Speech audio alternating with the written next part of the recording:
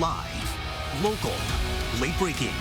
This is WDSU News at 5. Glass started breaking and the house was shaking and things were collapsing all around me. I thought I was done. Right now at 5, heartbreak in southeast Louisiana once again.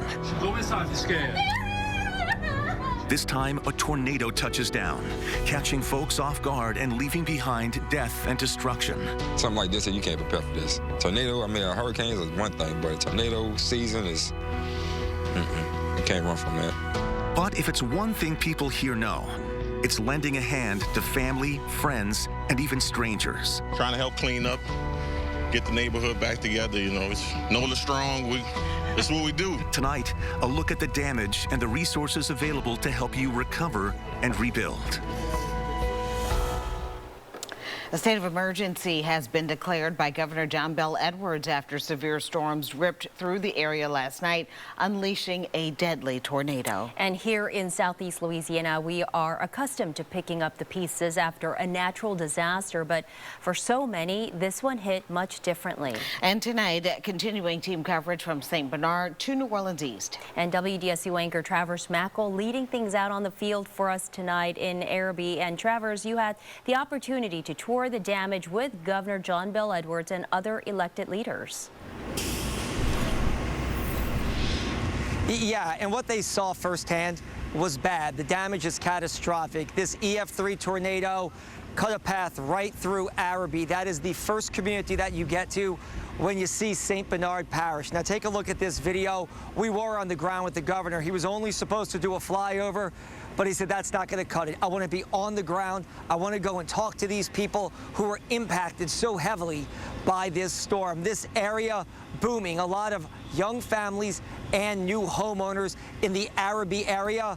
Many of them lost everything. Many of them just happy to be alive. The governor says he's working with state and federal leaders, trying to get individuals as well as the parish government here as much money as he possibly can. Thresholds will have to be met, but the governor says that's a discussion for a different day.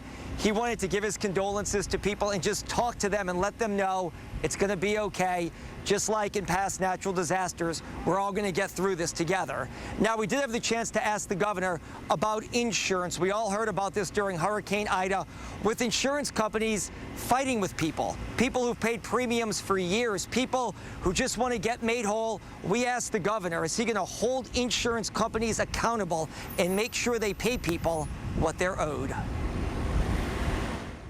We're calling on the insurance companies to do the right thing, just give the people the benefit of the premium dollars that they paid for and treat them with respect. Our thoughts and prayers are with the one victim that we had with this event. And I can tell you, when you look at the swath of damage and destruction, it seems like it should have been worse. So something good happened where we don't have as many deaths as we figured we would have.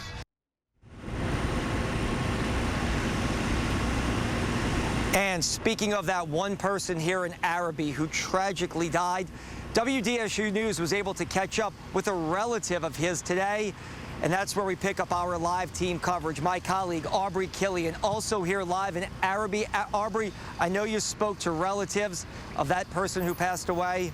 What did they tell you? Hey, Travers, so Connor Lambert was loved by so many people. I want to show you where Connor lived. This is his house. It is gone. It is incredibly emotional out here and devastating. Connor's family says he was found actually in a neighbor's backyard not far from where we are standing. He lived right here on Benjamin Street and just moved into this neighborhood. His home, like I said, is gone. Family says that Connor was loved by a lot of people. His truck is actually wrapped around a tree right now. I spoke with his grandfather. He says Connor worked for NASA as an engineer. Anybody that met him loved him. He was that kind of guy. There's no words express what we feel him.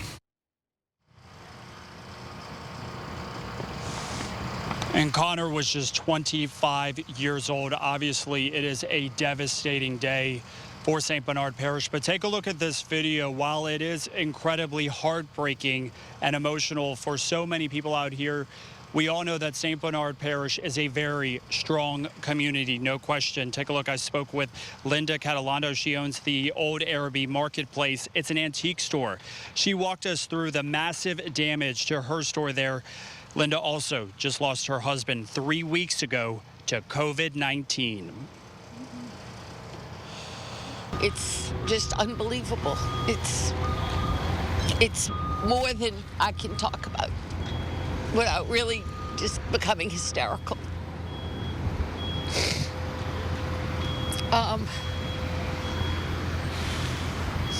I can't believe the amount of volunteers that are out here. It's remarkable. People are, I don't even know half the people that are here cleaning up the parking lot.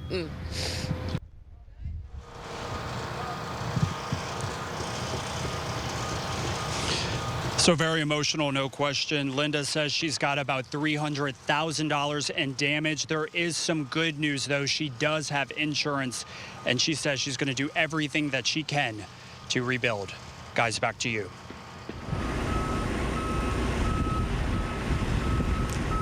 All right, Aubrey, thank you. Just an emotional situation there in Arabi. Now, we should point out, it's going to go down that this was the strongest tornado possibly to ever hit St. Bernard Parish in EF3. But this wasn't the only impacted area. The city of New Orleans also suffered some serious damage. The neighboring lower 9th Ward to St. Bernard Parish and parts of New Orleans East. We caught up with New Orleans Mayor LaToya Cantrell earlier today to ask her about the damage done in the city of New Orleans. Take a listen. We are resilient people. We know that we're also on the front lines of climate change, and this is just another example of that. My team, my administration, has responded to over 15 emergency declarations in less than 4 years, and it's been the response of the public truly that's gotten us through them.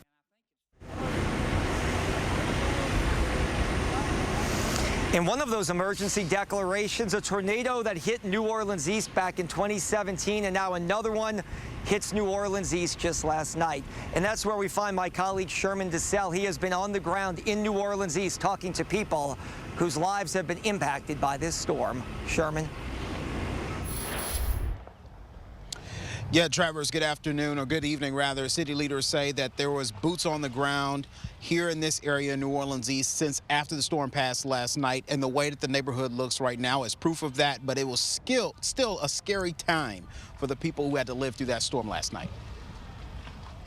It sounded like the roof was being torn off. It just was like a lot of booming. It was just very loud when like it was being lifted off the house. Dawn Moses was seeking shelter inside of her bathroom as the strong storm hit her home on Hawk Street. It's damaged portions of her home. Now the focus is on cleanup. This is totally new for us. Tornado in New Orleans, that's not normal. But what is normal is residents helping each other here. A few blocks away on Coronado and Prentice, recovery efforts have been steady since the storm hit Tuesday night. City workers cleaned up the majority of the debris, and disaster relief organizations are going door to door, helping the elderly and people who are in need of the most help. We noticed it was a big need for them, digital technology switching over from you going into the benefits office to file person in person. It's not like that. Energy crews are working to get the power back on quickly. Neighbors put together meals to pass out in hopes of providing some small comfort to people after a scary event.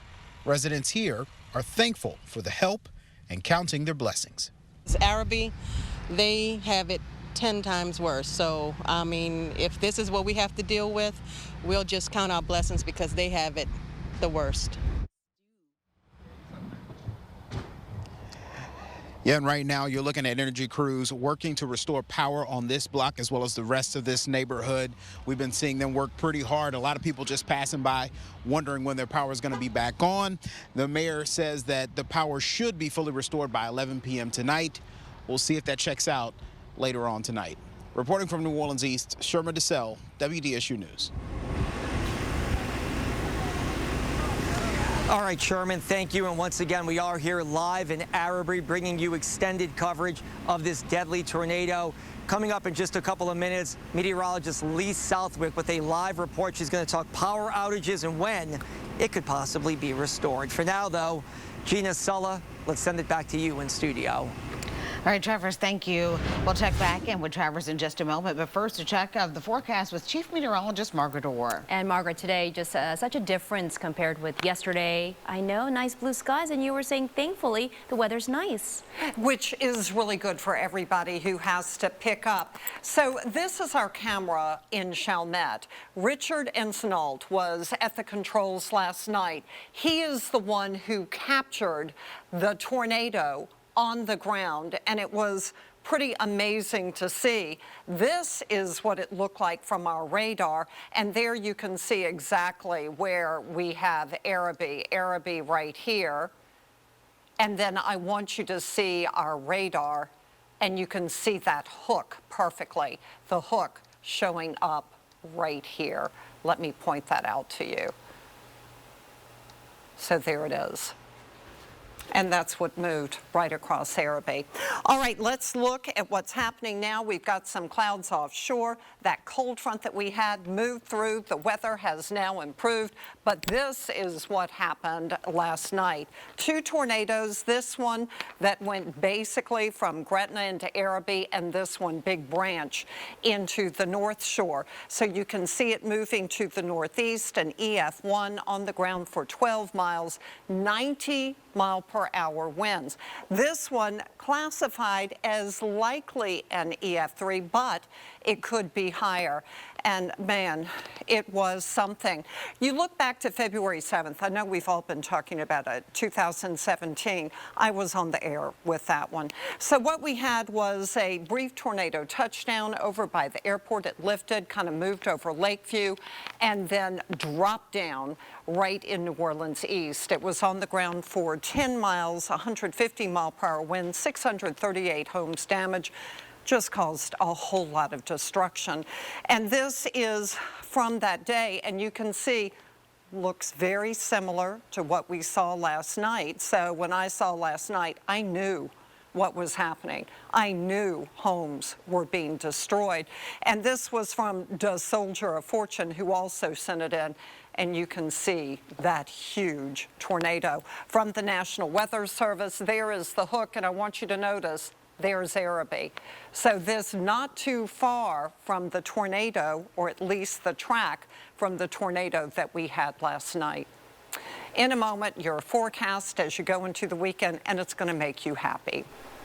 All right, Margaret, thank you. We could use it. As we go to break, you can check out this bird's eye view of just the devastation in Arabi. We know people will be picking up the pieces for months, if not years to come. Look at all that debris on the ground there. Also, here is a time-lapse video of the monstrous storm that was captured on our Skycam as the rotation formed and it touched down.